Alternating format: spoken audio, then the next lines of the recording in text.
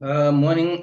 Thank you for joining. We are having a session today led by Sandy from our Habitat community. Puven is going to just share with us eThekwini IDP. So the idea for this session today was to have the architects have sight on what eThekwini is doing, and hopefully it's a first of many. Whereas the built environment custodians and professionals in the city continue to create that relationship with the city. So thank you for joining, colleagues, and we're hoping for your input at the end of this session. Sandy, over to you. Good morning, everyone. I'd like to welcome you all to this engagement.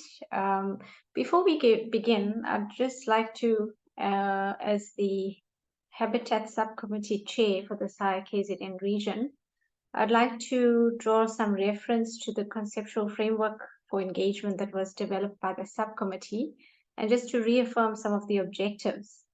So when we had our initial discussions, we were redefining and understanding the meaning of the habitat and how it is a reference to the natural home environment of a living creature such as a human being, and a place that would meet all the environmental conditions for the human being to survive and to progress and to prosper.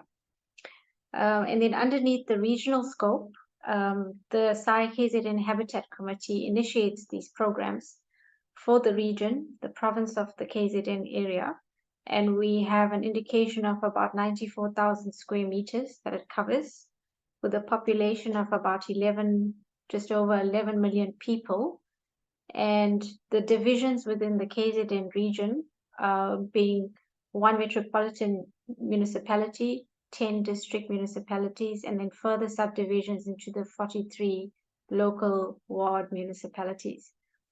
Under the objective and the mission for the SAIA KZN Habitat Committee, the imperative is to promote positive change in cities and human settlements in the KZN region, and this is through the sharing of knowledge and technical expertise, architectural knowledge, and engagement with policy and collaborative actions that come out of it.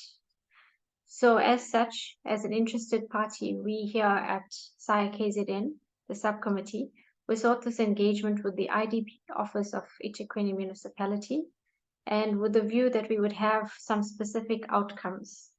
And this, if I could just run through them quickly, to be able to create a platform for information sharing and to develop a relationship for regular engagement around the IDP and the different processes that arise out of it, to be able to understand the roles and the responsibilities of all the stakeholders in the IDP process, to initiate follow-on discussions and presentations with other key stakeholders for key policy updates, such as the city's town planning scheme, SPLUMA, any national regulations, etc. And then our role as built environment professionals to be able to provide professional inputs into the process for the IDP and the planning thereof. So our key speaker for today is Puvendra Akkiah. And just to run through a short bio on Puvendra, he's a town and regional planner with more than 30 years of experience in the Southern, Central Africa and West African regions. He's also been a lecturer and facilitator at many international conferences, events, masterclasses, and strategic planning sessions. Puvendra has been a member of the National Board Members of International Society for Country and Regional Planning, a board member of the South African Council for Planners, executive member of the Regional South African Planning Institute. He's a technical chairperson of the Urban Strategic Planning Committee for the United Cities for Local Government, a committee member of the Commonwealth Local Government Forum, an Inclusive Cities Network, as well as a member of the Global Task Force. Through these various local government networks, he has also authored and contributed to numerous publications. Over the past year, he's also been a member of the United Nations Expert Group for the SDG Sustainable Development Goals 11 report, and a report on the post-COVID recovery and stakeholder expert group for the president of Eco Society. Oops, something has happened. Okay. Of the United Nations.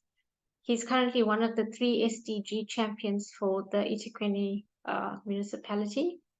And he's also contributed to learning modules developed by the UCLG and UNDP for the Sustainable Development Goals localization and policies.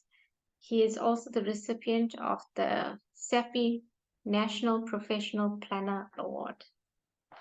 So I think with that said, I would like to welcome members of SAIA KZN to this first engagement with the Office of the City's Strategic Management Clusters Integrated Development Plan Office. And we welcome Puvendra, Akkiah, who's the Senior Manager leading the planning framework for the short, medium, and long-term plan for the eThekwini Municipalities IDP. So welcome to Puvendra. Thank you. Thank you, Sandy, and thank you to the rest of the team. It's a pleasure being with you this morning. Just 2 quick sort of announcements before I continue. I'm just battling with a bit of flu, so if you find me taking a sip of water, etc., or having to just recover a little bit, please do understand, and I beg your indulgence right up front. And the second would be the background that you see.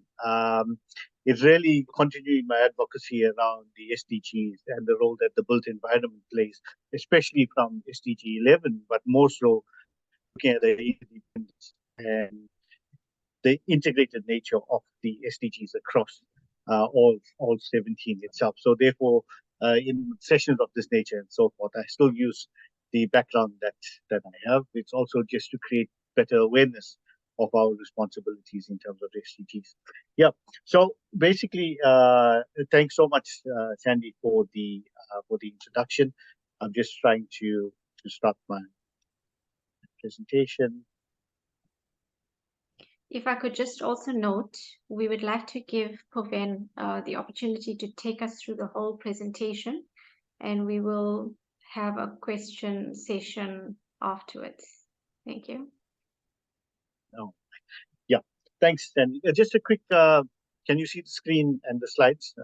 We're having network challenges, so I just want to make sure we're all good to go. Yes, it's clear. Sure. Okay, great. Thank you.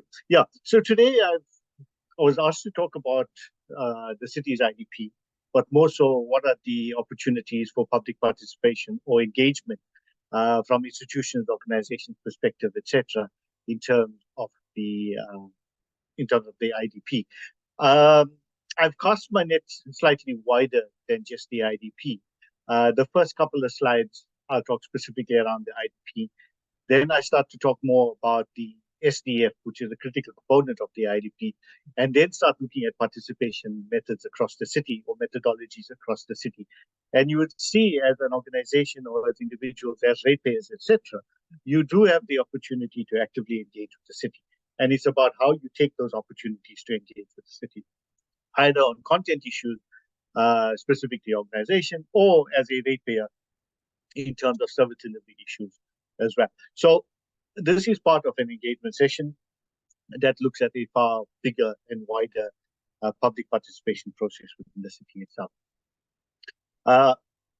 Sandy has gone through my bio, so I'm not really going to go across and speak to this.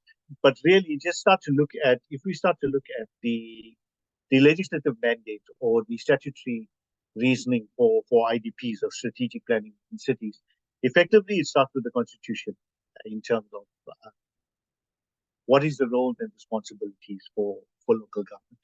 If you look at Schedules 4 and 5, A and B of the Constitution, they identify the roles of local government in terms of planning, delivery of services, etc.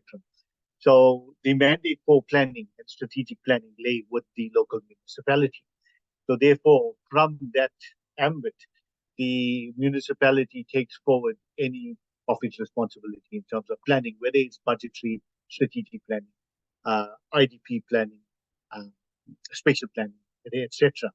But if you're looking specifically at the IDP, the Systems Act of 32 of 2000 is the one that actually defines exactly what an IDP is, what are the key components of the IDP, but more so public participation, etc.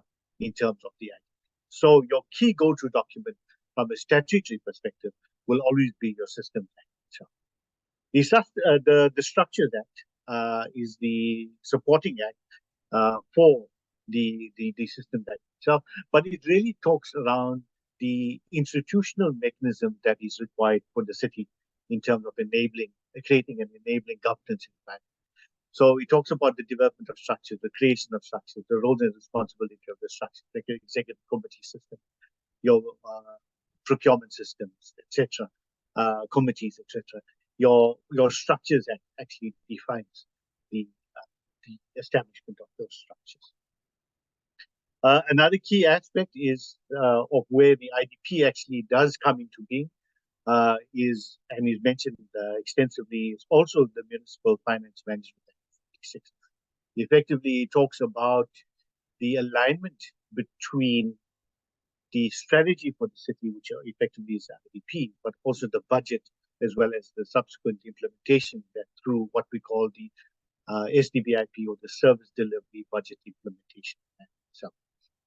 But more recently, we have the SPLUMA, or the Spatial Planning Land Use Management Act of 16 of 2013, who also makes reference to the IDP. We must understand that in 2000, the Systems Act talks about the SDVF being a key component of the IDP. However, the guidelines for the development of a compliant SDF actually lay in the SPLUMA regulations itself, in terms of what is required, what are the minimum components, what are the compliance components, etc., from a spatial development planning perspective. So there are various other acts that talks about IDP, strategic planning, spatial development planning, etc. But these are the key ones that we talk to with regards to local government itself, because effectively these are the policies, regulations that start to shape your spatial environment itself, and how built environment practitioners, etc., actually start to integrate with the statutory process within local government itself. So if you start looking at these acts and the roles and responsibilities assigned to stakeholders, then you start to see why the IDP, the SDF, and your budget are key components that the built environment actually need to get involved in at a very, very early stage, or through the stages that are created for engagement as local government.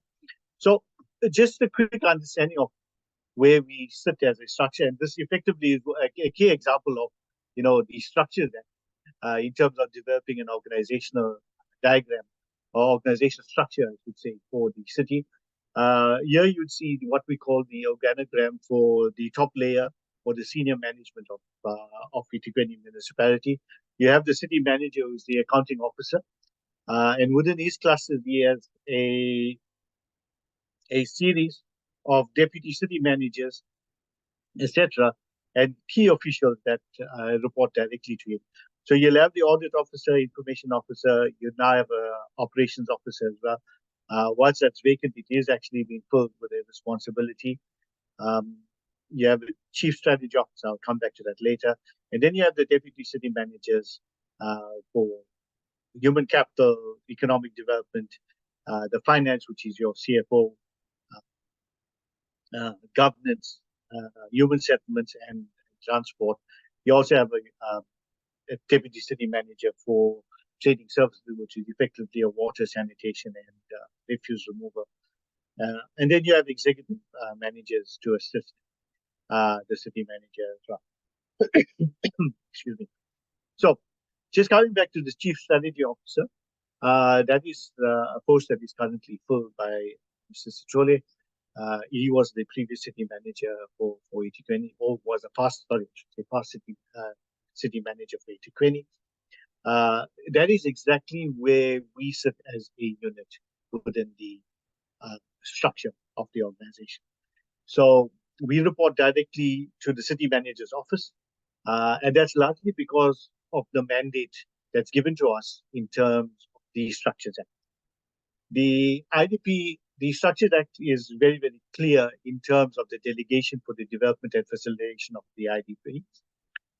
Effectively, council is the one that is responsible for preparing the IDP. And we do know that the IDP is a 5-year term of office plan. Effectively, when a new council comes in, they develop a 5-year plan. That 5-year plan effectively becomes their action plan for delivery for their term of office. So what happens is that when council comes in, they then delegate the development of that IDP to the city manager, and the city manager subsequently delegated that authority to me or to our office, I should say, the strategy office, to develop the plan. So effectively, that is how we look at the statutory obligation from a planning, development, and facilitation perspective in terms of the IDP to council itself. So in our office, we got what we call various units. We have one unit which is called the Long-Term Development Framework that effectively looks at the long-term strategic development within the city. That's a 2050, 2060 planning horizon. Then you have the IDP, which is effectively, as I indicated, a 5-year planning perspective. We thereafter have what we call research and policy.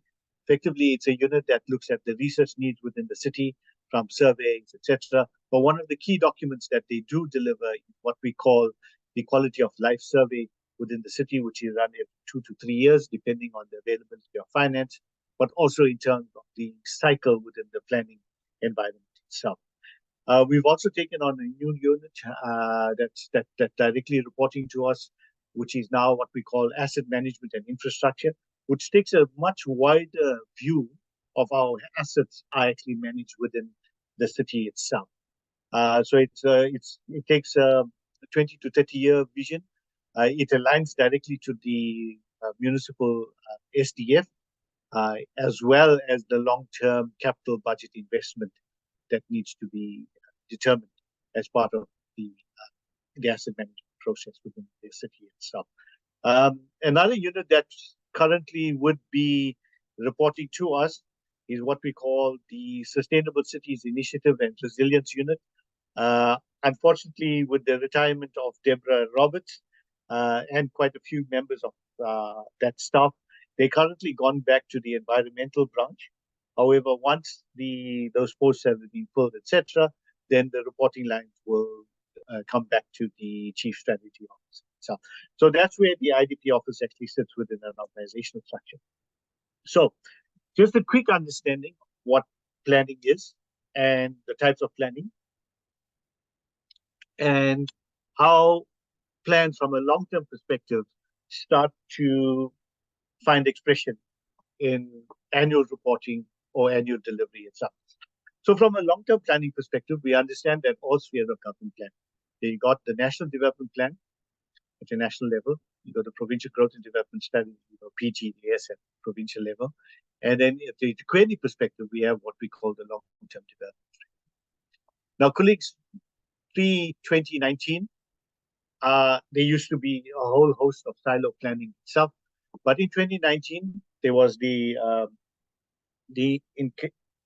introduction of what we call the District Development Model, or the DDM, which effectively was a presidential demo project with eThekwini to create to develop a co-created long-term development strategy for eThekwini municipality, bringing together all of the long-term planning goals and strategic planning documents into one.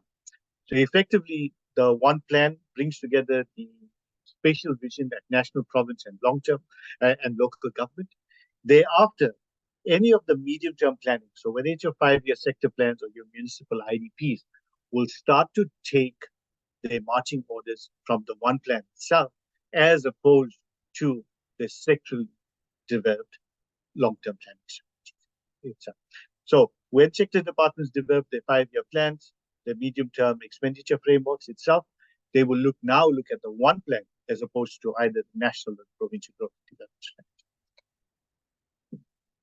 At a municipal level, obviously we develop the IDP, and you see those two red lines there, effectively saying that, listen, we also have the opportunity to influence national and provincial budgeting processes via the municipal IDP process, should we find that there is no response or limited responses through the budgeting cycles at national and provincial. So the equivalent of the medium-term expenditure or the budget for the city is what we call the midterm revenue and expenditure framework. So currently, we've got budget and IDP roadshows that are happening across the city, and you would find that the MTREF is the one that is actually being consulted with communities. At a short-term perspective, to enable actions within a financial year itself, at the national and province, we have what we call annual performance plans, and at the municipal level, we've got the SDBI, the service delivery budget implementation. So you as a member of public want to know what is happening in the city, how the city is delivering on its objectives. The SDBIP is your key document. The reason I say that is, one, it features in your IDP as a summary of projects that will be implemented within eThekwini municipality, but more so on a quarterly basis. This is a public document that comes through to council and made available, so you can actually quantify exactly how much is spent on delivering of that project, and effectively also understand where the process is in terms of delivery from a non-financial perspective. So, for example, if it's a housing project, whether the AIA has been submitted, whether there's a record of decision, etc. So the SDBIP gives you a good understanding of exactly what is the achievement on a project level against financial and non-financial measures. Now, I will come back to this aspect later on in terms of how citizens can get involved in aspects of planning, of public participation across various fields of government. So when we develop the IDP, and we must be very upfront, is that as local government, we have responsibility across various fields of government as well as global in terms of addressing key agendas. Okay, so when we look at developing the IDP, we look at what are our commitments at the global agenda perspective. So whether the Sustainable Development Goals, New Urban Agenda, the climate change, Paris Climate Change Agreement, the Sendai Framework on Disaster Risk Reduction, each of those have a responsibility assigned to local government. So we start to quantify how do we best achieve those objectives for local government or on behalf of local government, South African community. Because remember, we are signatories as South Africa to these global agreements, but we need to ensure that we align our delivery to that of national requirements. Then at a national level, we look at the spatial vision, outcome 9, you look at the state of the nation, which gives us an indication of what are the priorities for the year. The same at the provincial level, we also look at various other strategies. And at the local government level, we take into consideration what we call the LTDF, or local government, local long-term development framework. We also look at investment needs, infrastructure plans, and we also got community access models as well, which looked at norms and standards in terms of delivering community facilities from a threshold. So all of these actually start to fashion how we develop the IDP for 2024-2025 and the subsequent regions. Now, please understand, this is not an exhaustive list. It's just an indication of some of the length and breadth of the information that we look at in terms of developing our IDP. The IDP is very simple. This diagram just tries to simplify it. I know if you read the documents, it's in excess of 1,000 pages, which doesn't lend itself to very good or to very easy reading or readability. But that's largely due to the technical requirements and the criteria as defined by KZN and Akkiah, who are custodians of IDPs at the municipal level. So effectively, you got the vision for the city being Africa's most caring city. Okay, to achieve that, we've got priority areas. We want to be a safe city. We want to be accessible. We need to ensure that we are environmentally sustainable. In doing so, we need to also ensure that we create sustainable livelihoods, but also in that being socially cohesive. Okay. Now, I just want to mention that these priority areas are priority areas that come out of our long-term development framework. So effectively, it is how does the IDP respond to the long-term development framework for the city? And these priority areas are the key linkage or the key bridge between the two strategies. So,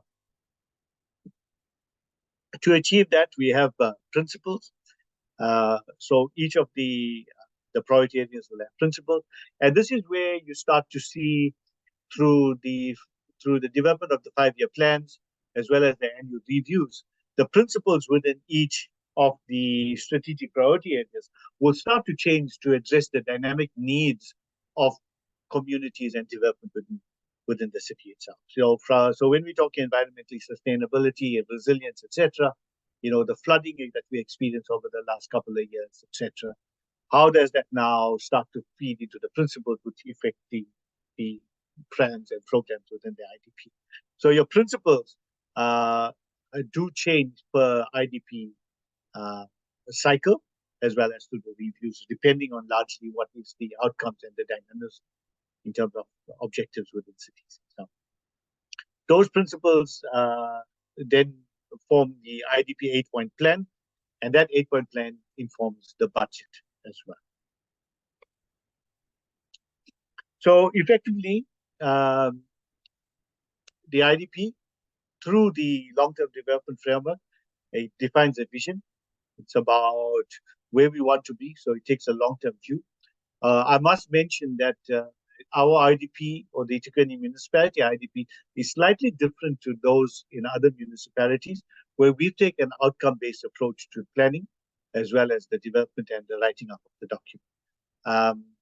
Other municipalities use various other formats and methodologies, but in keeping with the long-term development framework, etc., and the Imagine Durban document, etc., we've always continued on the basis that we look at an outcome-based planning approach. So therefore, you would see it starts with where do you want to be. Then we start to define what we have to do, and we start to make those hard choices. We do understand that local government, or as any institution, you do have restrictions in terms of financial as well as human capital. So you have to make choices. So what are those choices? How are we going to do it? And what is the plan to actually make it happen? Effectively, those are your development principles, but also the 8-point plan is the format that we use to develop the action plan for eThekwini municipality. And it talks directly to the institutional structure and the organogram that we spoke to earlier. So effectively, each of the city managers, as well as the city manager, the deputy city managers, and the city manager, are what we call plan owners, who take the full responsibility for the content, but also for the implementation of the plan itself. So the city manager and his deputy city managers are the plan owners, and they are the ones that actually make the plan. So effectively, we want to be Africa's most caring and livable city by 2030. The choices we made, I told you, are the choices that emanate from the long-term development framework, and the plan that makes it happen or brings everything together is our 8-point plan for the municipality. So what is this 8-point plan that we so often talk about? Hopefully you come across this plan and the municipal IDP itself, but effectively it's a plan of action that delivers on the strategic objectives of the city, the programs, the plans for the city, the projects for the city itself, but more so the budget, as well as the delivery against the stated objectives for that. So the 8-point plan starts with Plan 1, which is really around your natural and built environment, as well as any of the matters that talk around energy saving, etc. So anything that deals with the built environment, your bylaw enforcement, town planning schemes, etc., talk directly to Plan 1. Plan 2 is around the economy and building the economy. Here you'll also find the entities of Vishaka and ICC also doing detail within the city. Plan 3, around 80% of your budget falls within Plan 3 because it's the plan that delivers on basic services. So roads, water, stormwater, electricity, housing, your transport networks, etc., are actually all delivered under Plan 3, including the IDP as well, falls within Plan 3 from a reporting perspective. Plan 4 is around health, safety, and security within the municipality. Plan 5 talks about your human capital development, your eThekwini Municipal Academy, etc., building and empowering skills. Plan 6 deals directly with arts, culture, heritage, and sports and recreation. So your management of stadiums, defining programs around arts and culture, heritage, etc., are delivered. Plan 6. Plan 7, good governance, public participation, international government, IGR processes that talk about reporting, your legal section, your ombudsperson, etc., falls within Plan 7. And Plan 8, it deals directly with accounting and the finances within the city. That includes your SEM processes as well as fleet management, etc. But largely it's around accounting processes within the city itself. So depending on what you're looking for in terms of the city and engaging with the city on plans and projects and so forth, these are the plans that you would see. Or Chapter 3 of the IDP, you would go to Chapter 3 of the IDP and you would look for the relevant plan. So if you're looking at around what are the planning perspectives within the city, or where is planning going within the city, that would be largely from your SDF, which is Plan 1. But then if you're looking at what are your backlogs at the city level, where are housing projects, etc., then you would go to Plan 3 within the city IDP itself. So we do understand that the IDP effectively is the strategic driver for development within local government itself. There is a box that is missing and it should be to the far left, which is effectively your long-term development framework. But the reason that we didn't put the LTDF here is that there is no legal requirement for cities to have a long-term development framework. So in this case here, I've just listed the 4 processes that are actually required from a statutory perspective. But we do understand, and we must note, that the LTDF plays a strategic component in terms of defining the processes that are outlaid here. So we have the city strategy. It's done every 5 years in conjunction with the incoming council. Thereafter, it's reviewed annually. Okay, we don't create a new 5-year plan every year. We just create it at the beginning of the term of office. Thereafter, we just review against that 5-year plan itself. Now, we must be cautious. Other municipalities actually go through and develop a 5-year plan every year. It's actually an incorrect interpretation of the legal requirement as per the Systems and Structures Act. But from an eThekwini perspective, we do it once for the 5 years and we review thereafter. To enable that actioning of those plans, programs, and so forth, we have a medium-term budget and expenditure frame. So that is done every 3 years, okay? And sorry, it's done every year, but it's done over a 3-year basis. So effectively, it covers 3 financial years. And every year, we reproject the outer layers or the outer years of that budget itself. So we've got the 5-year plan reviewed annually. To enable that, we've got the budget, which is done on a 3-year basis and projected every year and reviewed annually as well. Thereafter, we have what we call the SDBIP.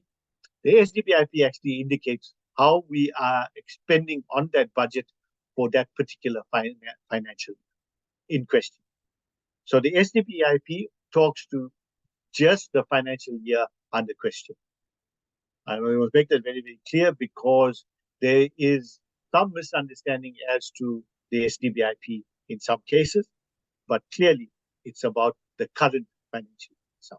So when we come to the financial year end, at the end of June, the municipal reporting cycle is slightly different to that of national and province. National and province is end of Feb. our reporting cycle is end of June itself. Thereafter, we have an annual reporting process itself. Yes, Sandy? Please may we ask for the expanded wording for SDVIP, just as a reminder. Okay. Service Delivery Budget Implementation Plan. Yeah. So effectively, it's the link between your strategic objective in the IDP, your budget or your vote number that comes through to your budget, and the program and project that you would be delivering together with the key performance indicator. So classic example, your SDBIP for Plan 3 would be, the program would be Sustainable Human Settlement. The project will be Kunubia. You can have a sub-project there as well, but in that we will say we're expending X amount from a budget perspective. And in quarter one, we're delivering 5,000 units, quarter two, an additional 2,000, etc. So that's what the SDBIP is. So effectively, if you want to know, that's why I said, as Joe Soap from Public, want to know what are the projects in my ward, what are the projects within the city, you would go to the SDBIP and it will give you a rundown of exactly what's been implemented from a budget perspective, as well as how much or what we are delivering from a quantitative perspective in terms of numbers. So it could be kilometers of roads that have been upgraded, number of units developed, etc. Okay, so that's your service delivery budget implementation. Sorry, colleagues, if there's I'm a typical council or municipal official, we tend to use acronyms, and accepting that listen is widely known. Yeah, please, Sandy, please stop and just ask me to revisit those terminology. I'll gladly do so. Yeah. So then we do the annual report. Basically, it tells us how well have we performed for the financial year or the past financial year. And it looks at your IDP objectives, you look at your budget, and you look at what you've done in terms of your service delivery budget implementation plan. And it all effectively becomes a scorecard for the city's performance carried out by an independent organization. So, now, the city has a scorecard, okay, in terms of how well it's performed, but the auditing of that scorecard is actually done by the Auditor General, which actually then provides an opinion on how well the municipality has performed in terms of the stated objectives in the IDP, the budget, as well as the service delivery budget implementation plan. Now, the city's monitoring system and the performance monitoring and evaluation system is actually monitored and implemented through our performance management office, or the PME office. And they basically provide guidance across these processes to effectively ensure that we report, and our reporting is transparent and accountable as well, to both internal and external participants. So I just thought we'd move over from the IDP and now taking a more spatial look at the implementation and transformation within the city itself. So at an IDP level, we've got the strategic priorities, and I did indicate those strategic priorities are the long-term framework. They emanate from the long-term development framework. Now, we must understand that when we did the long-term development framework, there was no spatial interpretation of that long-term development framework. And as a city, we had agreed that the IDP, because the SDF actually forms part of the deliverable of the IDP, that the spatial interpretation of the city strategy and long-term strategy would come via the SDF itself. So therefore, you would see that we've created this alignment between the strategies that come out of the IDP, which are informed by the LTDF, but they also align in terms of the strategies or the 4 strategies that we have within the SDF itself, Spatial Development Framework. Okay, I'll go more into detail itself. Now, we also do need to understand that, as I indicated, that the IDP guidelines came into being in 2000. The SDF guidelines largely were revised and implemented through the SPLUMA implementation, which was in 2013. So we're starting to see a more rigorous understanding of what is required from the spatial development framework And remember, these are not two isolated documents. They are actually integrated documents itself. The IDP team sits within the strategy office. However, the development of the SDF sits largely within the planning and development framework office itself. But whilst we may sit in different offices itself, the intent and the alignment of the strategy is 100% itself. So when we develop the SDF itself, we need to understand that the SDF, or the Spatial Development Framework, doesn't sit in isolation of your national and planning framework itself. So similar to your planning frameworks in terms of the NDP, your national province, and your local government, which I showed up earlier in terms of slides, I think it was 2 or 3, the Spatial Development Framework also has a similar hierarchy in terms of the development. So at national and province, you've got the long-term development framework, etc. And you can start to see the alignments in terms, or the requirements in terms of each of the spheres of government. And here we've actually taken it down to precinct level. But all that we wanted to say is that there is a national spatial development framework. Thereafter, that's preceded by a provincial spatial development framework, and the local spatial development framework needs to take cognizance of exactly what is happening at those three spheres of government. So your national spatial development framework effectively looks at long-term sector development in terms of investment, medium-term investments as well, but also creating a sort of single narrative of how spatial transformation is going to be happening within the country itself and informing local government in terms of spatial transformation. So just a quick understanding or a quick demonstration of the devolution of strategic planning from a national province to local government. So on your left, you'll start to see what we call the national urban network itself. You start to look at development priorities, development nodes itself. You can see Gauteng being the sort of primary urban region and urban node. Thereafter, you're looking at strategic national urban nodes itself, being the likes of Cape Town, Nelson Mandela Bay, eThekwini, Mpumalanga, etc., etc. So largely, effectively, your other metros being your national urban nodes itself. Thereafter, the devolution does start to talk to regional and rural services. So starts to identify key corridors, like the corridor between eThekwini and Richards Bay, largely from a logistic itself, but effectively also the corridor from eThekwini right up to City Deep in Gauteng from a freight and management of port logistics. You're also starting to see a very big connect between Cape Town and Nelson Mandela Bay. There is a new program that's come through via the DDM, the District Development Model, which starts to look at the Eastern Seaboard Development Corridor, which effectively starts to talk about a connection between Kuka right up to the lights of the eThekwini municipality and the Port of Durban itself. And it's an Eastern Seaboard Smart City program itself that is largely run by a national department, and it's still in the initiation phase of stuff. So that's at a national level. Then you start to see the implication from a provincial spatial development framework itself. So the image on your right hand side there effectively talks about the spatial development framework for KZN. It identifies your urban core areas, your regional nodes, etc., your towns, small towns, intermediate cities, etc. Looking at broad land uses, looking at connectivities, corridor development, etc.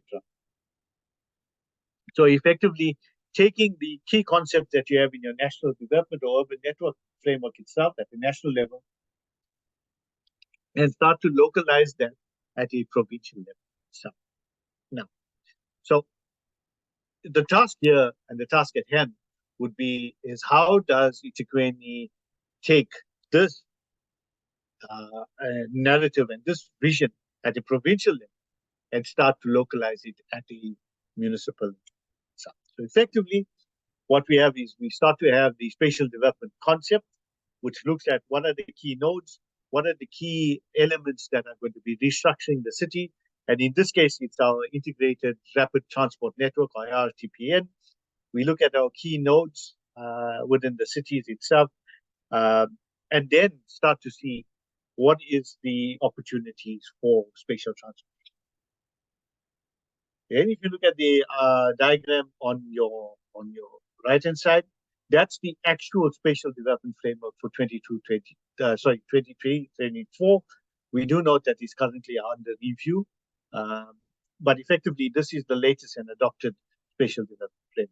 So now you start to see how the concept starts to embed itself from an actual planning perspective, and you start to have an understanding of the zoning that is created, the zoning that is desired, etc., but also how the networks enable, and that IRP networks enable the spatial connection between the city itself.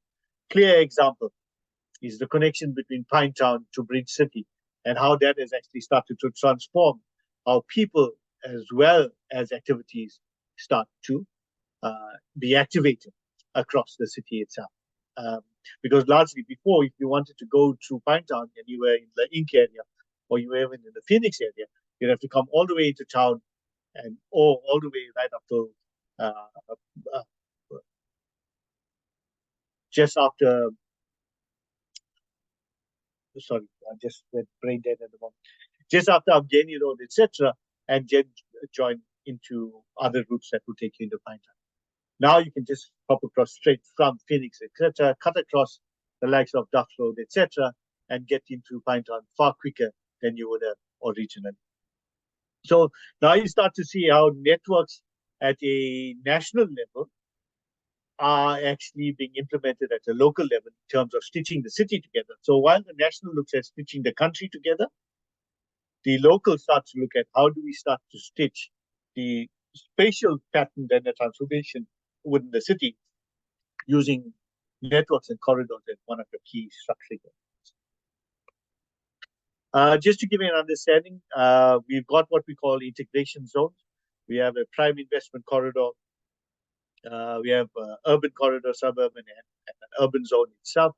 Effectively, that starts to talk to where the city is looking at investing in the short and medium term to engage or to enable maximum and catalytic development itself.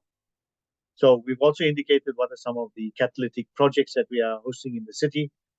We do know that we can't do everything ourselves, so therefore we're looking at partnerships itself. So we've got partners in terms of government, public, as well as private. But these are some of the projects. So whether it's Keystone in the Outer West, whether you look at Caterage in the Outer West, etc., the developments at the Pavilion site, our Durban within the port and the port region. These are some of the catalytic projects that we are implementing. So where do they find themselves? Our priority investment areas for the city is one is our inner city, and you would find that, listen, over the past couple of weeks and a month, we have been engaging around inner city redevelopment and some of the opportunities for inner city redevelopment. Actually, this evening we do have a town talk that looks specifically at what are some of the big catalytic investments that we are looking at, particularly around the inner city development. And if anybody's free to attend, they can. It's going to be online as well as physical, but obviously majority are choosing physical, virtual at the moment, and I can share that link later. Please do come in. It's free entry. Thereafter, we're looking at Pinetown, Umlazi, Bridge City, Mpumalanga, but also the corridors of C2 and C3 in terms of development of priority investments. If you're looking at Greenfield, we're looking at Kunubia and Aerotropolis, largely Dubai Trade Port. Your SIP2, Caterage, Keystone, Hammersdale program itself. Ilovo South, the potential of a automotive park together with ancillary and associated industry that supports automotive development, but also the port and back of port. If you're looking at rural, we do need to understand that 66% of eThekwini is rural.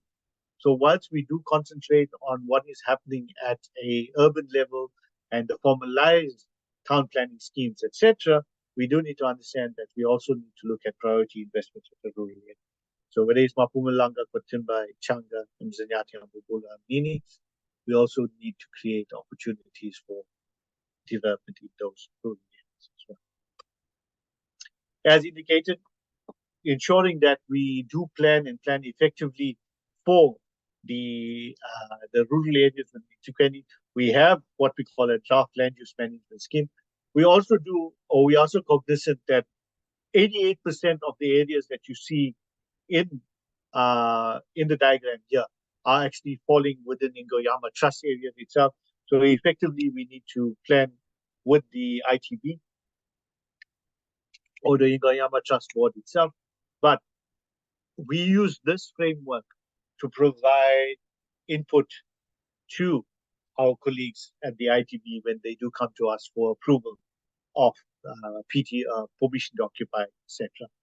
So what we've done here is we just identified the key areas and what are some of the key land uses that would be supported in the rural areas itself, largely knowing that the approval of those land uses actually lay with the ITB and the necessary organizations, not with eThekwini itself. So, as architects and as built environment professionals, you have a responsibility. You have a responsibility to participate and influence some of the key strategic plans and priorities of the city itself. You guys play a crucial role in shaping the built environment. And if you want to be that livable and caring city itself, you guys as a professional organization and institution have a critical role to contribute to that livability and sustainability of our communities itself.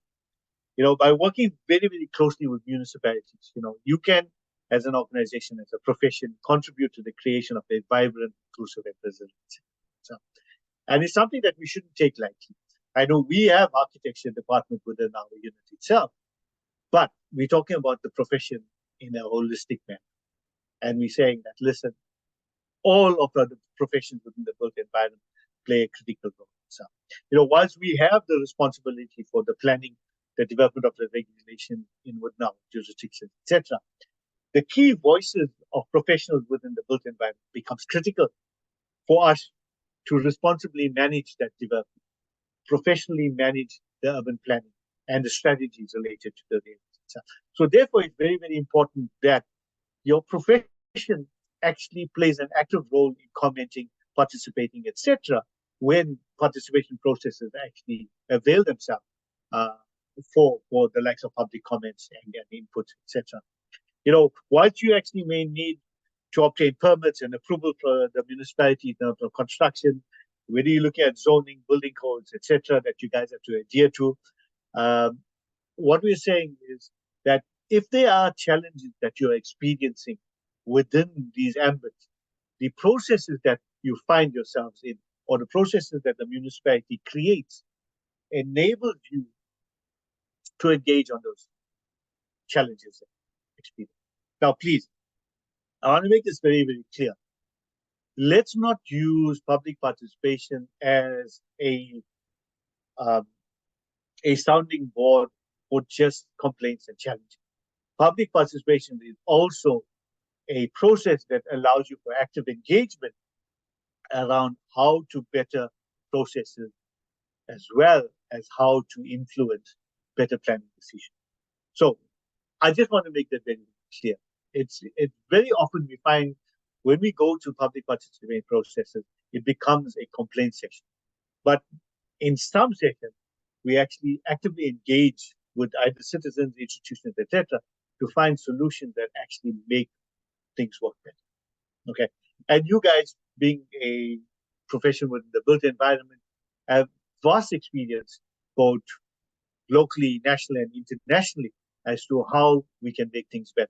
So let's use those opportunities to create an environment where we can actively engage around how we're taking things forward.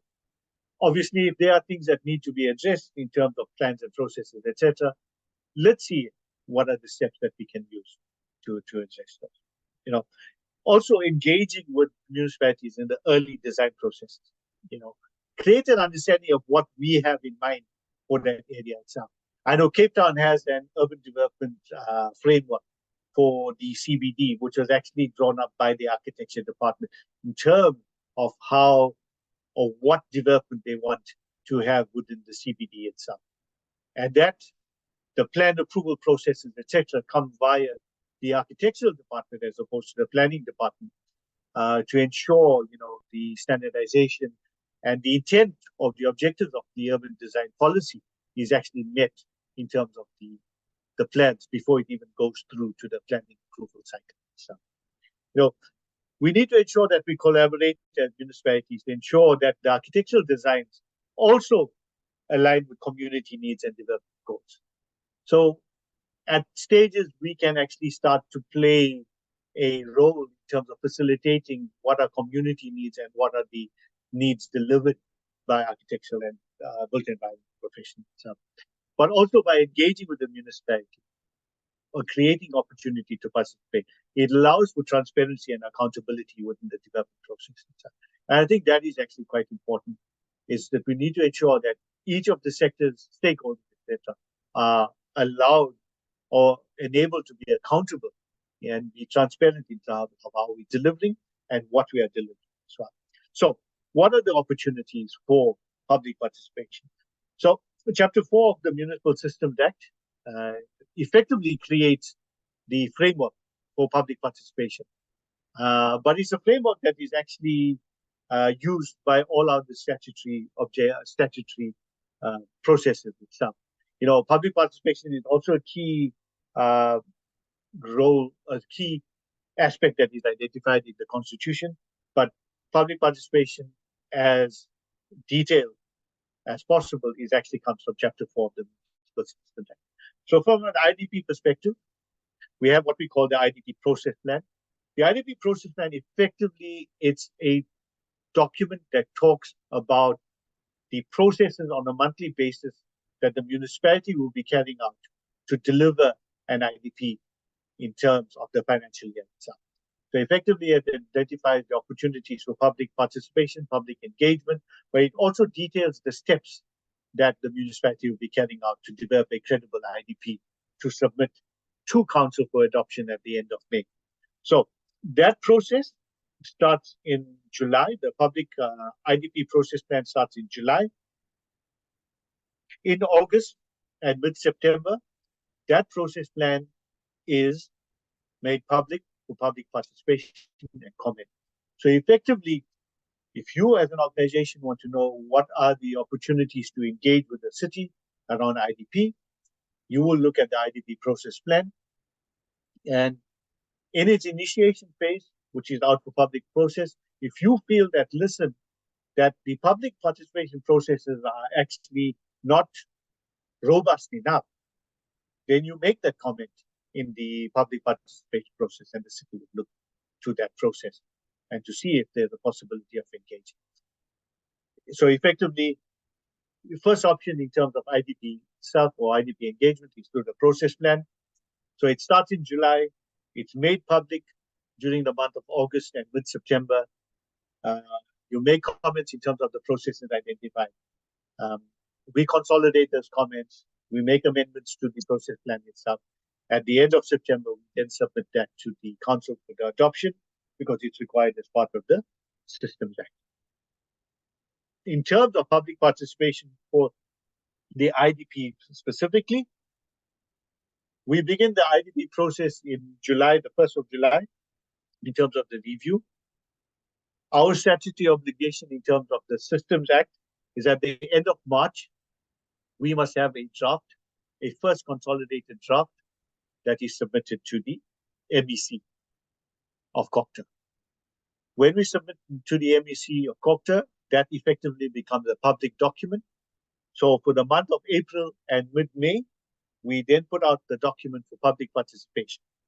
So effectively, it's a document that tells you what is your budget, what are the plans, what are the programs, etc., that are going to be implemented in eThekwini municipality.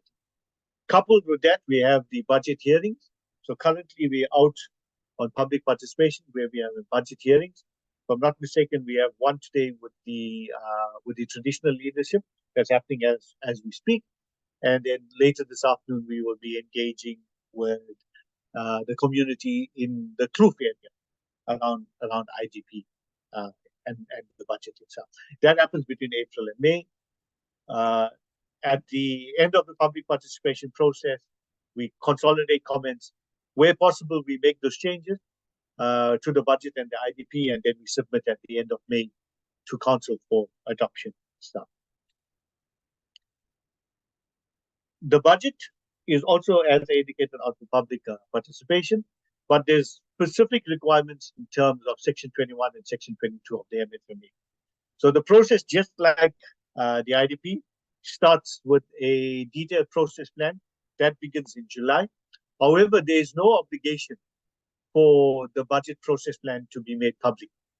However, what we've done as a city, and we said, listen, to be transparent, through the IDP process, we've amalgamated or aligned the processes from an IDP as well as a budget process planning perspective, and create a single timetable of events that is made public during August and September. So when you look at our process plan, you will see what are the deliverables and processes from an IDP perspective, from a budget perspective, etc. So you know exactly where, as an institution or even as a ratepayer, you have the ability to engage with this. So our budget consultations, much like our IDP, is in April and May, largely because we're both driven by the same timeline.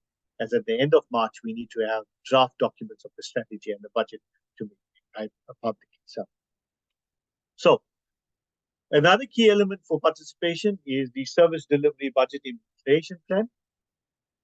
With regard to the adoption of the SDBIP, there's no specific requirement in terms of public participation for the adoption. The only requirement is that at the end, at the adoption of the budget, the mayor has 28 days to adopt the SDBIP itself. So it doesn't even have to go to council. However, from our perspective, eThekwini municipality perspective, we follow the process of going to mayor, but we also table it at the council, at the full council for adoption as well. Okay. However, we do note that the progress against the SDBIP, Service Delivery Budget Implementation Plan, is made public on a quarterly basis.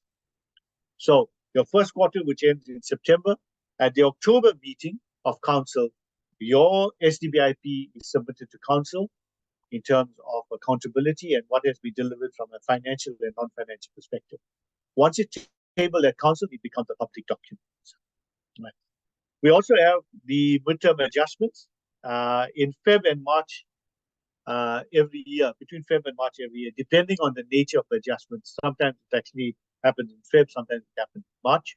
We have what we call midterm adjustments. Effectively, where projects cannot be achieved, expenditure cannot be achieved, etc., the municipalities have an option of reprioritizing their project, etc. That can only happen in the midterm. Okay, unless obviously if you have an incident of extreme disasters such as flooding, etc.,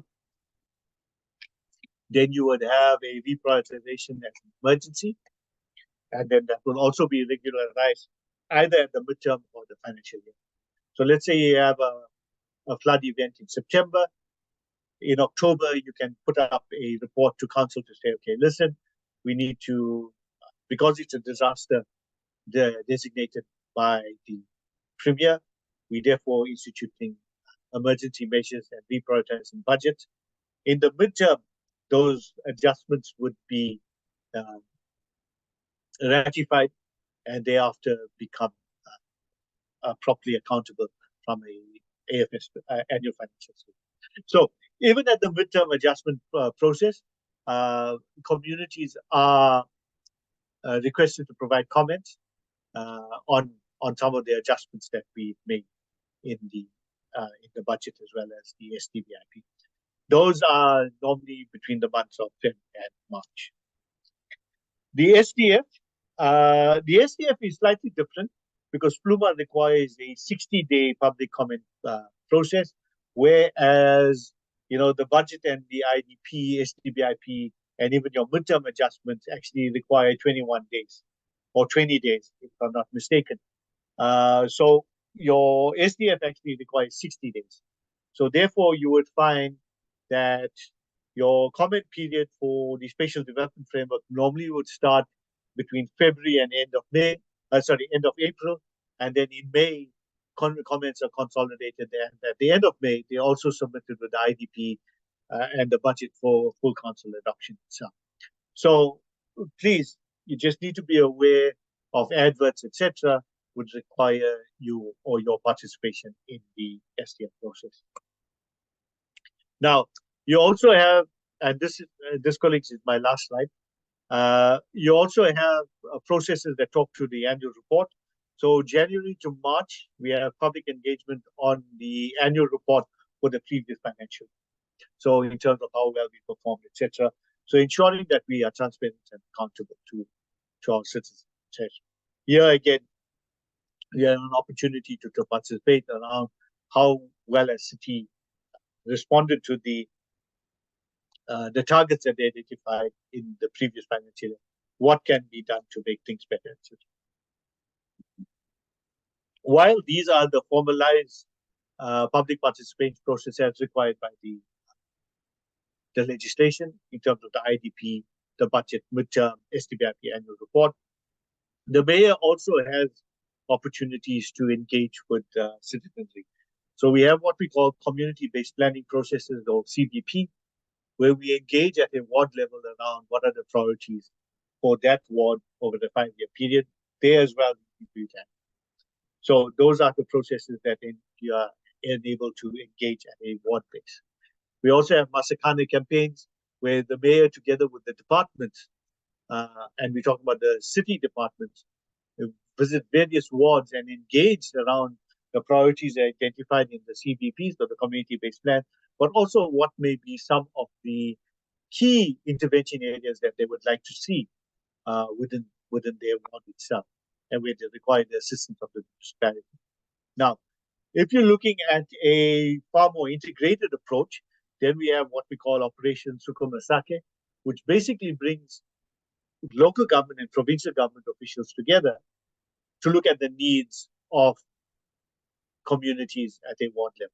So at each ward, they have what they call a war room. And at the war room, there are various departments, both from local government and provincial government, which actually look at delivering against some of the services required by the citizen itself in that ward. For example, Home Affairs sit at the Operation Sukuma Sake war room to look at how to enable better access to Home Affairs responsibilities, example, passports, birth certificates, the IDs, etc. What are the opportunities? So if there's a community that requires Home Affairs office or access to Home Affairs facilities, how best can they deliver? So whether it's a mobile station, etc., that's how the Operation Sukuma Sake works. But Sukuma Sake is very different to Masakane in that it has your provincial departments there. And the mayor is Lokotla with communities. This is largely driven at a region basis, which is a collection of wards as opposed to the ward basis itself, where you engage openly with the citizens around participation. So, yeah. Now, colleagues, as I did indicate, that's my last slide. I know you're probably a bit bored with my voice at the moment, so maybe let's just take some questions, and I will gladly engage. I'm happy to take comments, questions, criticism, points of clarity, anything of the above. So the floor is now left to the facilitator to manage that process. Sandy, I'll hand over back to you. Thank you. Thank you, Puvendra. I think we can open up for questions. If I could get a show of, I don't think you have hands on this, but there might be message boxes on the chat. If there's anything in particular that anyone needs explained, I think on the presentation, firstly, there was quite a lot of information. on each of those slides. So I'm imagining there will be some requests for any further clarity. As architects, I think we would have a vested interest in the actual built infrastructure slice and how we may come in with inputs. So I think also from your side, Puvendra, if you could give some thought to how architects would be able to provide these inputs and under which phase and what type of comments you would be looking for our submission. This being the more critical submission to the previous process plan comments.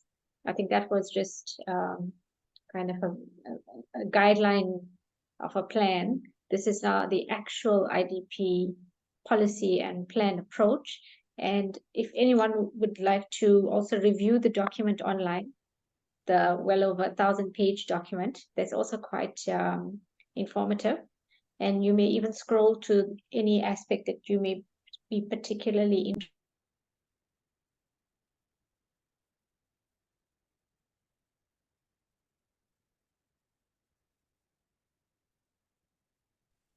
I'm Sandy, not sure whether we've lost Sandy there.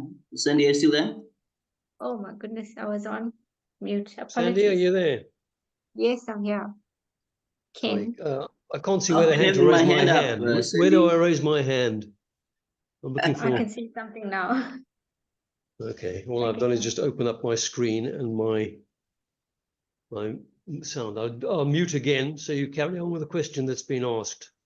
And then I would like to ask a few questions, if I may, please, Sandy. Please go ahead.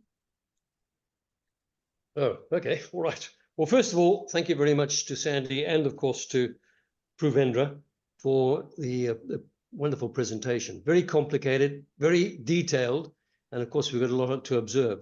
But can I ask that with this very long and involved public participation process, which is wonderful to hear, and there is an incredible amount of public participation allowed for, can I ask that our institute be advised as to when this can happen, and that the institute then be asked to pass this on to members of the institute. And the institute is a very important link for us to public bodies. So that's the first thing. Can I ask that had actually be done, and that possibly Sandy be advised when there is consultation happening? Architects deal with specifics. We deal with details. We deal with the everyday. We don't tend to get that much involved in broader thinking, but we should, of course, absolutely. Tell me, though, with this whole process of feedback and learning from our experiences, does eThekwini have any kind of regular and formal communication with some of the smaller municipalities? I'm actually on the very edge of eThekwini. I'm actually just on the edge of Kwadakuza. And, there doesn't seem to be enough communication between municipalities to learn from each other. And certainly the process in my particular area seems to be a little bit more, I don't know what the question is, but maybe slightly more questionable than what's been outlined today. So a couple of questions there. Can we first of all have regular notification of when we can get involved and how we get involved and who we actually contact? And second of all, is there any feedback to the smaller municipalities? Well, everybody's smaller than eThekwini, obviously. There we go. Sorry, there we go. Ken, brilliant questions. Yes, quite easy to answer and provide responses as well. Okay, so let's just start with the process and how you get involved. So one would be, obviously, once we make recommendations or once we make the public process plan, the IDP process plan available, you would be able to identify. Mute. No. So you can hear me? Can't hear you. Is that better? Can you hear me now? Yes. Okay, sorry. So your process plan will give you an indication of what are the opportunities to engage. Now, what I would suggest is that, considering that we've started this engagement between the IDP office and your institution as the South African Institute of Architects KZN branch, is that we continue to build on that relationship and that network moving forward. So I would be glad to identify the processes and the opportunities for engagement with the organization through various processes. So when we have our, for example, so when we have our engagement with the business community, for example, then we can extend the invite to the institute as well. That actually allows us to actively engage with the city leadership. So I would say, for now, if I could actually work together with Kiara from your office, as well as Sandy, to look at those opportunities as and when they do arise for engagement.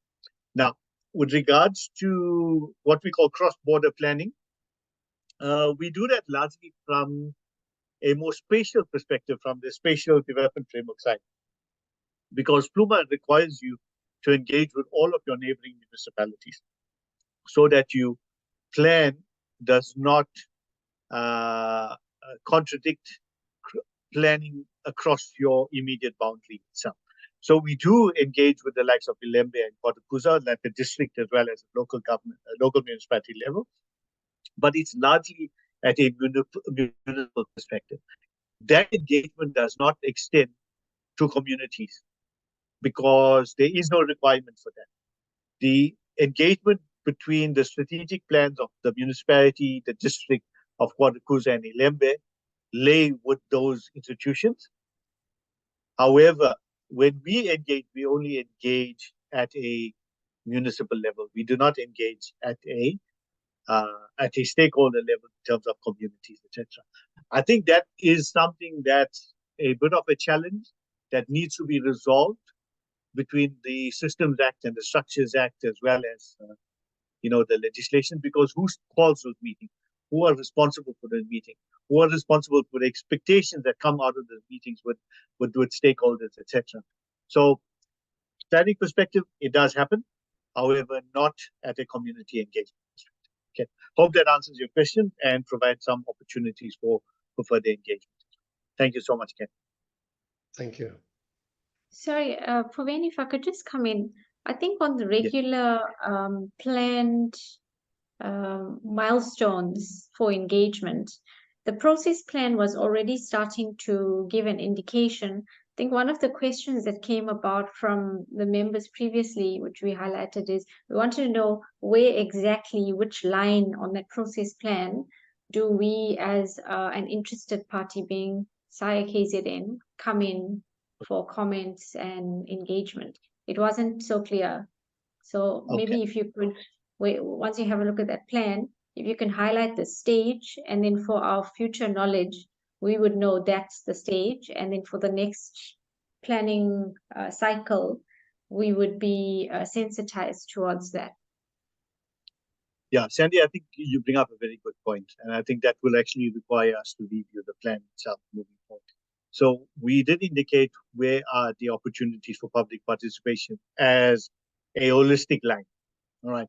If you read later through the document, you start to talk about stakeholders and identification of stakeholders, roles and responsibilities. So maybe in that section, as well as a review of how we articulate public participation, we start to indicate the roles and the organization that need to be identified to be engaged as well. So I think that's an important point, and that provides us a way forward in terms of the actual document. And I will take it on personally to review that. For now, your public participation happens between April and May, and it happens at the ward level, it happens at the sector level, which is like disability, traditional leaders, business level, etc. So now we know that, listen, the business sector was actually held this Monday that went past. So unfortunately, we missed the boat on that one. But moving forward, we will keep you informed with regards to that session. Thank you. Is it April to May every year? Okay. Yes, April to May every year, because there's a statutory requirement to review the IDP annually, which needs to be submitted to the MEC at the end of March. Once it's submitted, then it becomes a public document for public comment for 30 days. Yeah, sorry.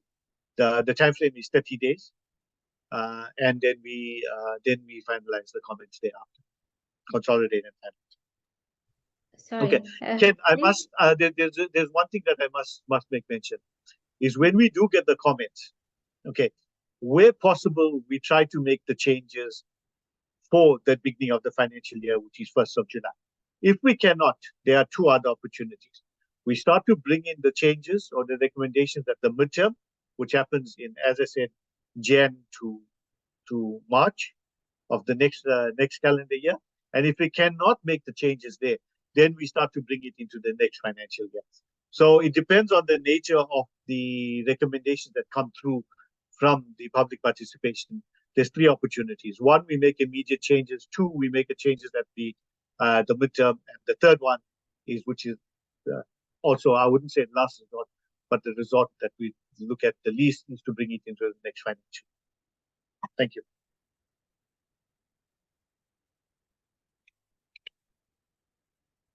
Sandy? Any other question? Yes, Sandy, can I come in again? Yes. Slightly more difficult question for you, Puvendra. I see from your management portfolios, you've got something like 10 or 12 senior management positions. I see 3 are vacant, and the 3 seem to relate directly to development. You've got no COO, no COO, no deputy manager for economic development, I understand, and nobody for human settlements. How do you manage? How do you get on? Ken, I charge for the difficult question, so I'll send my bill to the. you have the option of not answering. I'm saying no, that's not your department. All right, okay, I'll accept. No. I will answer. I will answer. At the last council meeting, there was an appointment of the deputy city manager for economic development and planning. So that position has been filled permanently. Now, whilst you do see vacancies, that doesn't mean that there is no person in that position. So we have what we call acting responsibilities for that post, whilst the post is always going to be filled. So for the COO, we have an acting position for which is by Mr. George Molokwane. He is the head of catalytic projects at the moment, but he is also acting as the COO. And if you look at for human settlements, one of the previous heads is acting in the position. His name is Mr. Lawrence Pato. He was the head of housing, and he is currently acting head of human settlements. So that there is a level of continuity of what is being done in the program, as well as the organization, whilst the positions are being filled. So we don't. What you see there are permanently filled positions. The ones that are vacant, we have acting positions to address the shortfall. Thank you. All right. Please, may I open it up to the other members in the meeting?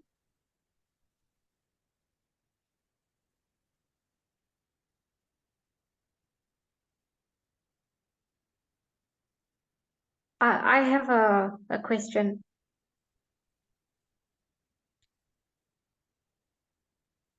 Puvendra?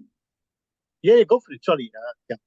So I think I might have raised it before. Our interest as architects is obviously in the built form, city building and urban planning and design. So I think it would be very much necessary for us to have further engagements with stakeholders from the town planning department to review parts of the scheme and the intentions for the nodal developments, which are different.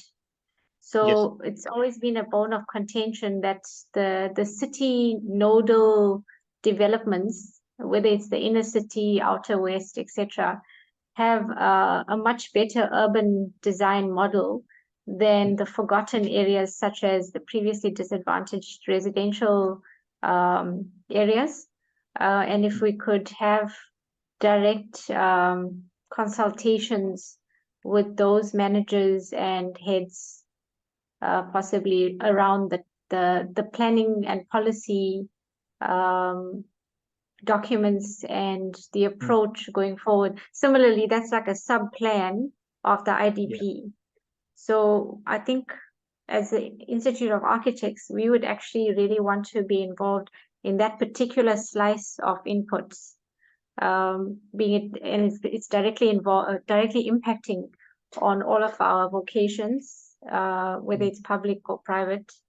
And it's always been something that we never quite got a direct influence as architects. Okay. Yeah. Sandy, I'm going to give you 3 options with regards to that. So one, because you're talking specifically around spatial development, that aspect is covered under the SDF public participation process. And I did indicate that there is a 60-day public participation process that is run by the planning colleagues. They have open days, they have engagements with various organizations and institutes. What I will do is I'll take it upon myself to identify or to advise the manager involved to engage directly with you all with regards to the spatial development framework. All right. And I think that's option one. Option two is use the IDP process for public comments, etc., to raise your concerns around specific spatial transformation areas. Because remember, we do have a component in the IDP that talks to the SDF itself. So use that opportunity as well to cover yourself as an organization so that the inputs that you've made through the SDF process are also covered in the IDP. And third is I would also look at, you see, the SDF is quite a complex document and looks at a citywide development itself. So you're going to find that when they start looking at precinct plans, local area plans, etc., is once those plans are developed, then your organization needs to actively engage in that public participation process around some of the details itself. So that's your third option itself. But the third option is dependent on when those precinct plans or local area plans actually start to come online. So use option one and option two to foster or to encourage the municipality in terms of relooking at some of the key nodal areas that you would like as an institution to see local area plans being developed, or how you can actually start influencing them. So use the SDF processes. Eileen Epstein is currently coordinating the comments around the SDF. Around the IDP, obviously, it's me. You can send the comments directly. And then if there's local area plans, depending on the nature and where it is, you'd have different area managers responsible or regional managers responsible for comments itself. So please feel free to use those 3 processes to bring together all of your comments. Comments can be of a strategic nature, a high level, in terms of, as you said, infrastructure, land release, etc., which can come across, or detailed in terms of precinct plans itself. Now, sorry, there's one question that I didn't answer of yours, Sandy, in the initial comment, was if you are looking as the organization, where is your greatest impact in terms of providing comments? It will be across 2 key areas, or 2 key areas of the plan. One is the planning process, which will be, what are your planning processes from an SDF, local area plans, etc. So that will be chapter 1. And then obviously chapter 3 in terms of delivering a quality living environment in terms of architectural services, etc., which is a specific program within Plan 3 for the city itself, albeit that it talks directly to our architectural services as a department. But as an organization, the greatest impact that you can actually provide comments on is Plan 1 and Plan 3. However, we do understand that you also, its development is very transversal in nature. So you might actually find yourself having inputs in other areas, for example, culture and heritage, which also needs to be integrated into the urban design framework. But that's in Plan 6. So please don't restrict yourself in terms of providing comments. But I would see largely your comments coming in from Plan 1 and 3 itself. And then obviously, you guys do a lot of awareness and training, and even master classes, etc. So around building capacity for local government, you can actively engage with us through Plan 5 around building skills, so forth. So yeah, guys, don't restrict yourself in terms of how you and where you want to provide inputs. Thank you.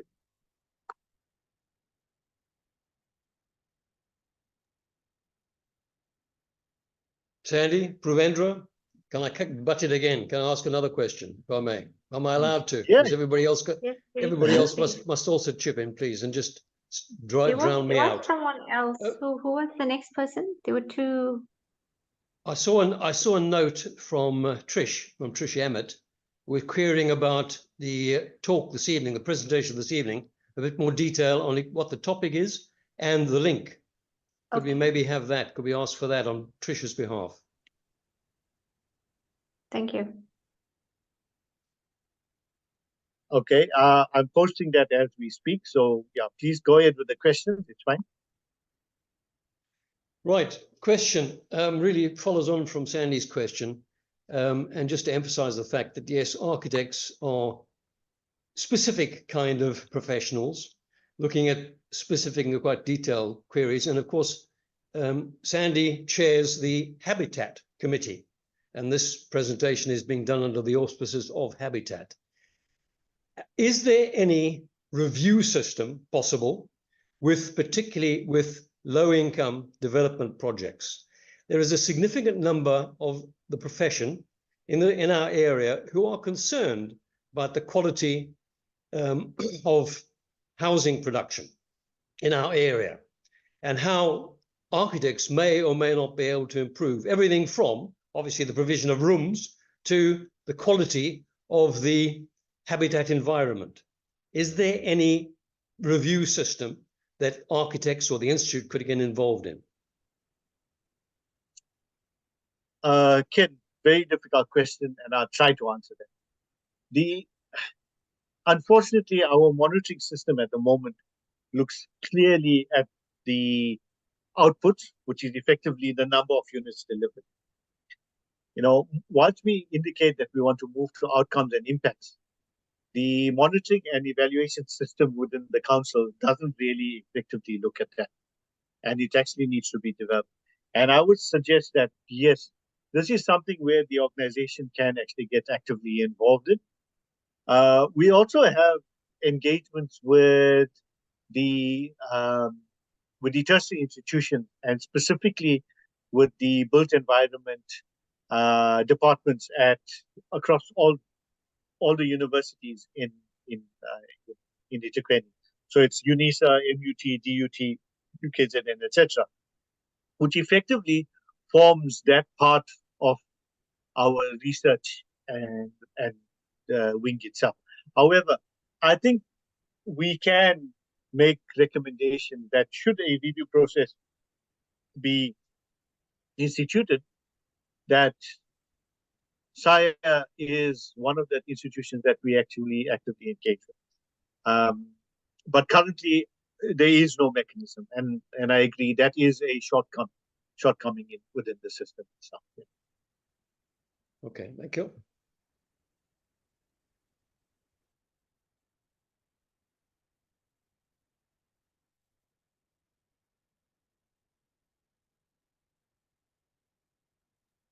I don't see any other hands or any other chats. There was a request for the meeting, which I think you posted on the chat. Yes. So Sandy, I posted. It's a Teams meeting, so I posted the link as well as the ID and passcode, depending whichever one you want to use. So please use that. It's online. It's virtual. It starts at 6 this afternoon, and the item is around catalytic projects, but really for the inner city only. It's not looking at the other catalytic projects that we run in the city as a whole. This is specifically towards 26, 27, 28 of the municipality. Yeah. Noted, thanks. Is there anything from Skura?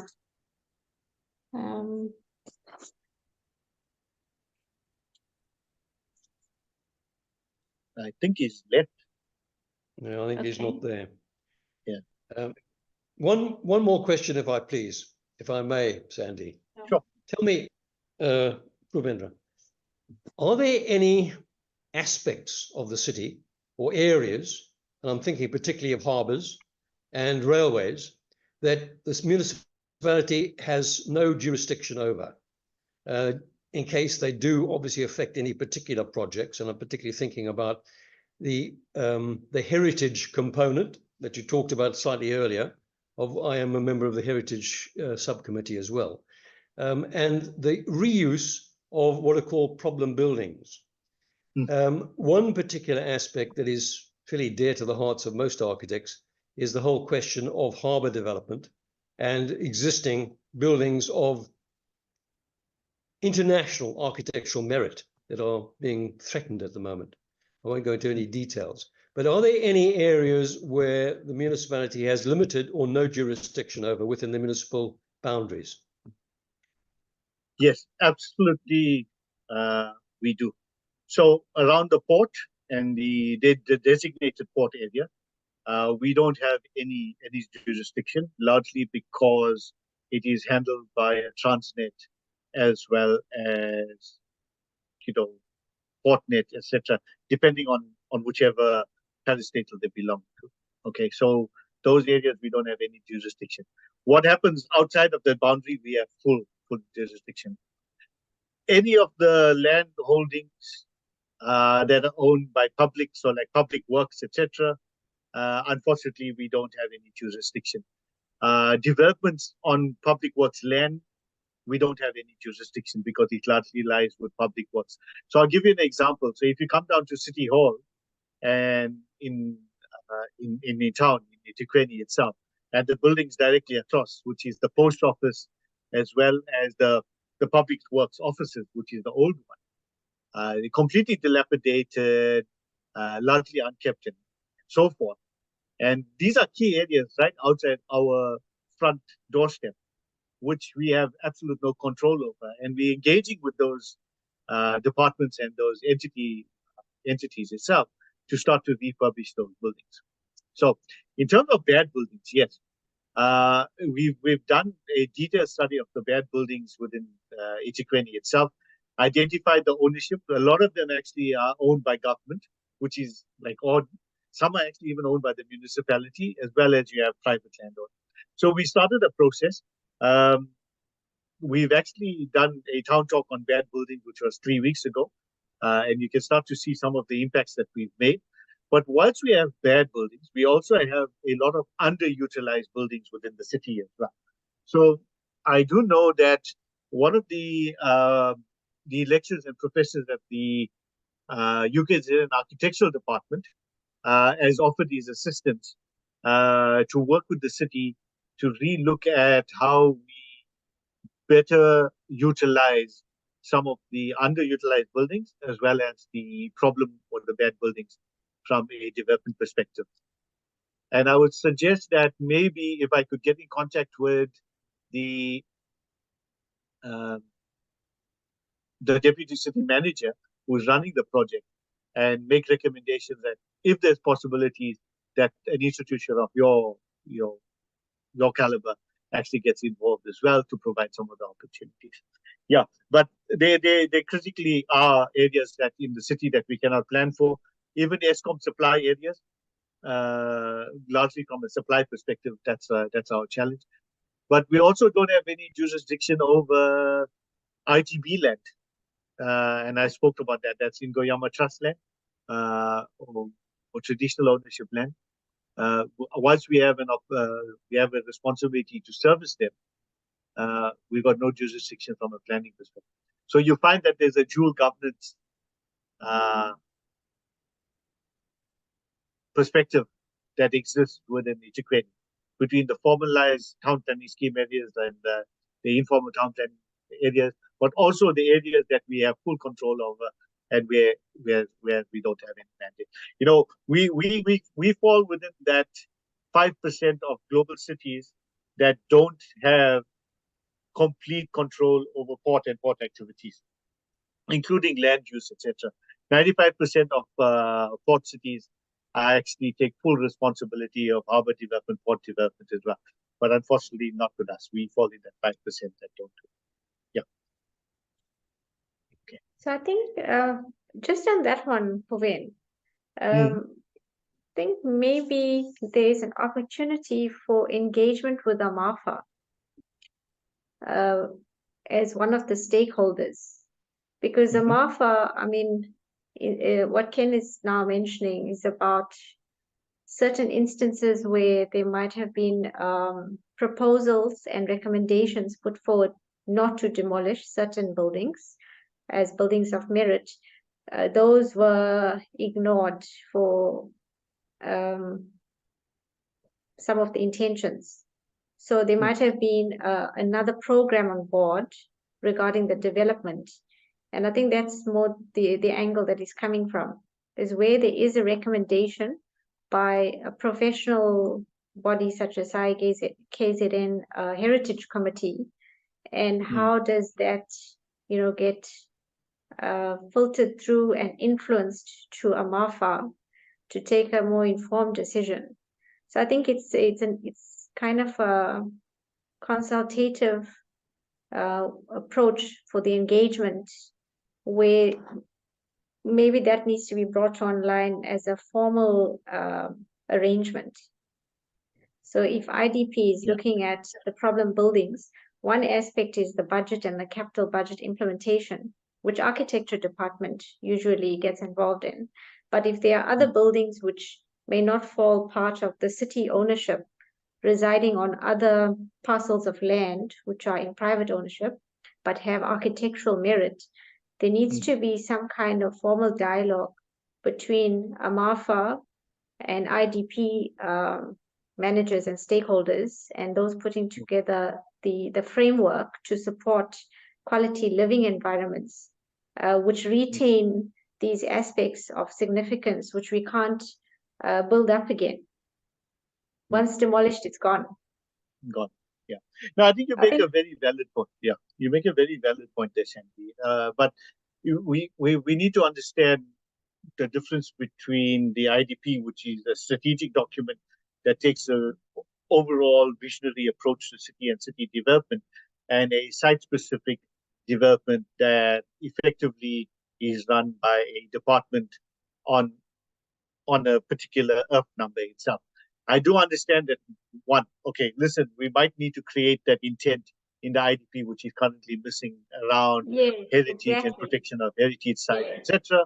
And maybe that is where your institution can provide comments to say, okay, listen, in Plan 6, you talk about heritage, but you're not talking about preservation of heritage. Or even in Plan 3, you know, under the architectural program itself, whilst we're talking about architectural provision of services and what we ought to do to the built environment, you're not looking at preservation of arts, culture, heritage, and then so forth. If that's missing, yes, please, you know, let's create that link, let's create that dialogue, and trust me, if you get that information to me quickly enough, and I'm saying like within the next week or so, we can start to incorporate that into the IDP, and I'll gladly do it. All right. However, the implementation of that intent, which is what we want to have in that IDP document, now needs to start to filter into how it is implemented at a site-specific perspective itself. And then obviously, if you got it in the IDP, that is one of your arguments that you would be putting forward in terms of preservation of that artifact or that heritage asset itself. So yeah, please, I'll gladly put in those comments with regards to preservation of heritage and cultural assets. But please understand that at a site-specific perspective, we look to AMAFA to provide that resolution with regards to the protection of that asset. In some of the bad buildings and some of the underutilized buildings that we've identified, we've actually preserved some of those facades, etc. Even though we could see that it was going to be a challenge for us to incorporate it into development, but we've preserved some of them. We can provide some of our documentation. With regards to assets that have actually been demolished, unfortunately, I'm not privy to that, but I would take you guys' word at it, because obviously you manage those assets. That listen, it has happened in the city, so yeah. But Sandy, if you guys can provide... I'm not confirming that. I'm just saying that if we don't put in some kind of caveat in the policy document itself, which is approved and shared with the AMAFA, for them to actually have that same alignment, that we run the risk of something being demolished and cannot be rebuilt. Yeah. That's basically. I can't confirm what's been built, what's been demolished, what's not demolished. Okay. But I'm hoping that Ken will provide us with some comments, and we can take that through in our comments. Ken, you'll send something through to me.